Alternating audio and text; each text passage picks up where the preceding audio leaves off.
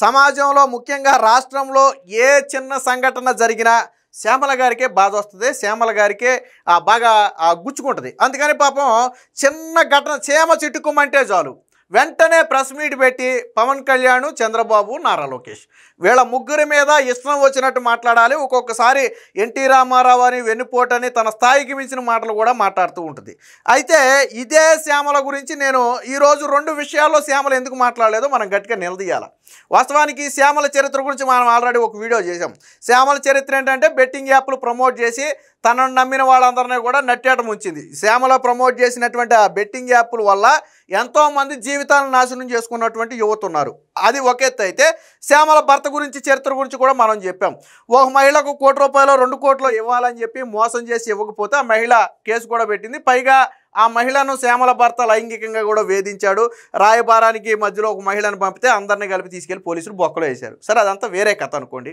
So అంటే వీళ్ళ చరిత్ర ఇది. కానీ వీళ్ళు మాత్రం ఇందాక అదే చెప్పింది ప్రతిభటన ఎందుకు అన్నానంటే అందుకే అన్నాను. వీళ్ళు మాత్రం అసలు వీళ్ళ చరిత్రలో ఏమీ మచ్చలేనట్టు, వీళ్ళ జీవితంలో ఎక్కడ మచ్చలేనట్టు, వీళ్ళు మాత్రమే నీతి శుద్ధల్లాగా శుద్ధపోస కబుర్లు చెప్తారు. మరి శ్యామల ఇన్ని మాటలు మాట్లాడింది కదా, టీడీపీ నేతల గురించి మాట్లాడింది, ఎన్టీ రామారావు గారి గురించి మాట్లాడింది, లేకపోతే మొన్న జరిగినటువంటి కాశీబుగ్గ ఘటన గురించి మాట్లాడింది, బస్సు ప్రమాదం గురించి మాట్లాడింది. ప్రతిదానికి ప్రెస్ మీట్ పెడద్దు కదా. మరి ఇటీవల వైసీపీ పార్టీ విద్యార్థి విభాగానికి అధ్యక్షుడిగా ఉన్నటువంటి కొండారెడ్డి అనే వ్యక్తి బెంగళూరు నుంచి డ్రగ్స్ తెప్పిస్తూ పోలీసులకు అడ్డంగా దొరికిపోయాడు కదా.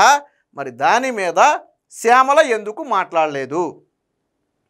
నేను అడుగుతున్న శ్యామల ఎందుకు మాట్లాడలేదు అంటే మీ పార్టీలో గంజాయిని ప్రోత్సహిస్తున్నారా? మీ పార్టీ నాయకులు గంజాయి డ్రగ్స్ అమ్ముతూ దొరికినా పట్టుబడినా రాష్ట్రానికి సమాజానికి హాని ఏం జరగదా?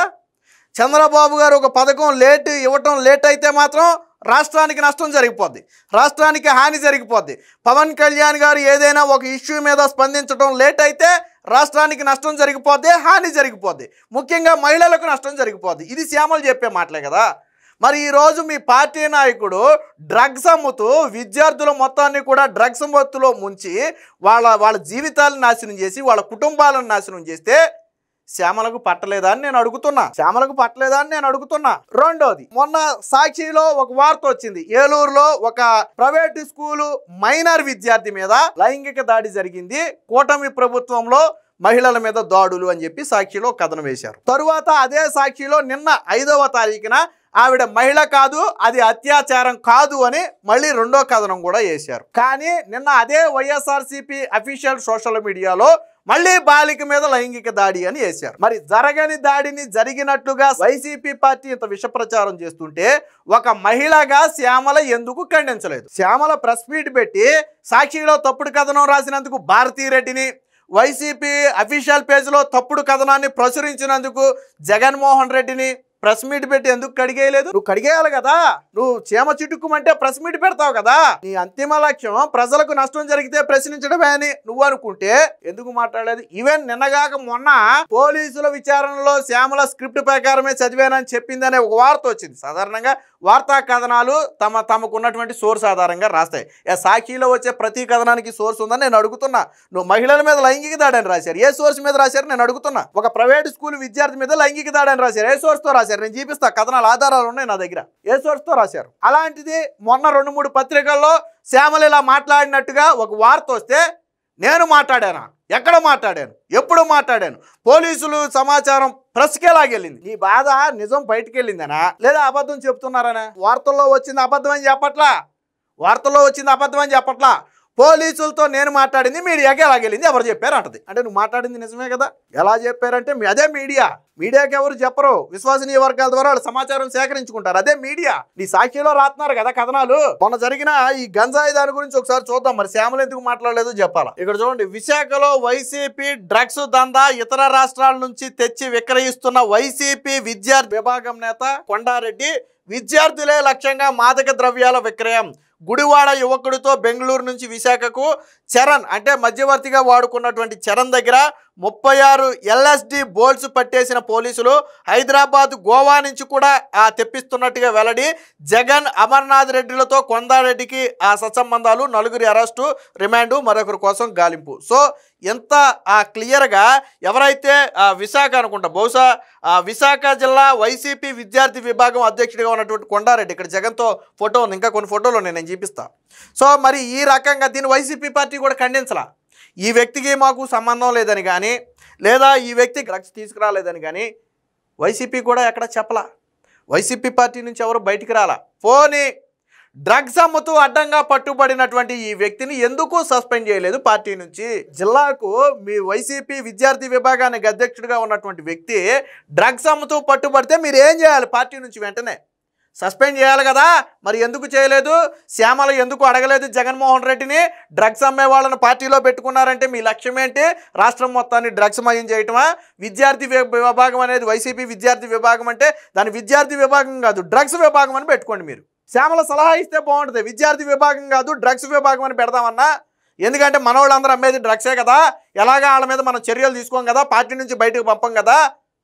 మరి ఎందుకు శ్యామల అడగలా?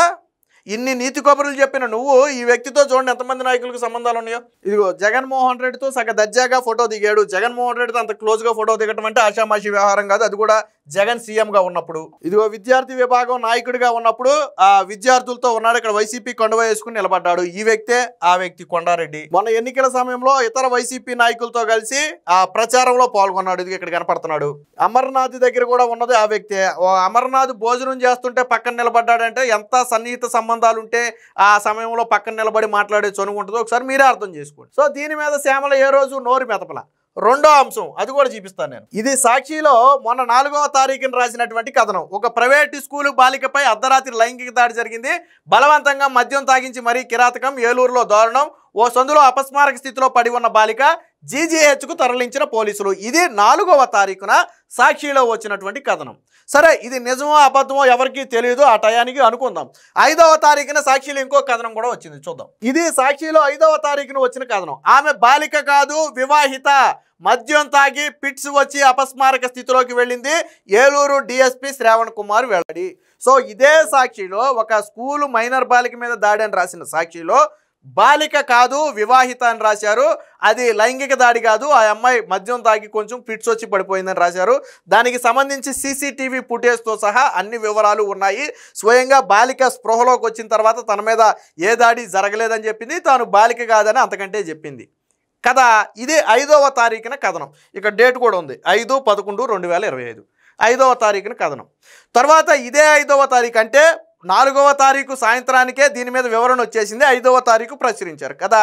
ఇక్కడికి క్లియర్ కదా, బాలిక కాదు లైంగిక దాడి అంతకంటే కాదు కదా. కానీ వైసీపీ అఫీషియల్లో ఏం వేశారు? నిన్న 5వ తారీఖు మధ్యాహ్నం సుమారు 10-11 గంటల సమయంలో వైసీపీ అఫీషియల్లో ఏం రాశారు? ప్రైవేటు స్కూలు బాలికపై అర్ధరాత్రి లైంగిక దాడి, బలవంతంగా మద్యం తాగించి మరీ కిరాతకం, ఏలూరులో దారుణం, అపస్మారక స్థితిలో ఉన్న బాలిక, స్థానికుల సమాచారంతో జీజీహెచ్కు లైంగిక దాడి జరిగినట్లుగా వైద్యుల అనుమానం అని రాశాడు. 5వ తారీఖు ఉదయానికే సాక్షిలో ఒక కథనం వచ్చింది, అది లైంగిక దాడి కాదు బాలిక కాదు అని.